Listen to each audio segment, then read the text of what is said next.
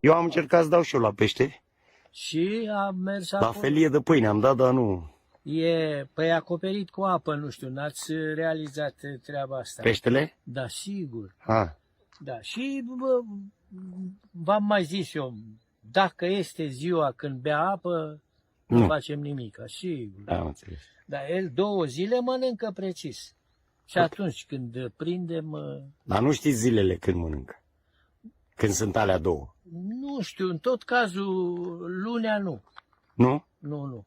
De marți începe el să mănânce ca lumea. Marți, miercuri, după aia iar O pauză, joi bea apă. joi. Să facem un calcul, în tot cazul astăzi cred că prindem cu apă.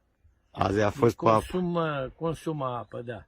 Doar 2-3 de ăștia mai mici da, care... de 2 ori greutatea lui consumă apă. Aha.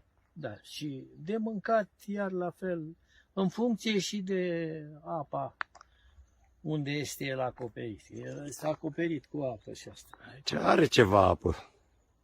Da. Acolo, Cum se numește lacul aici, balta asta, cum se numește? Laurică Gorgeanu. Laurică Gorgeanu? Da. Am înțeles.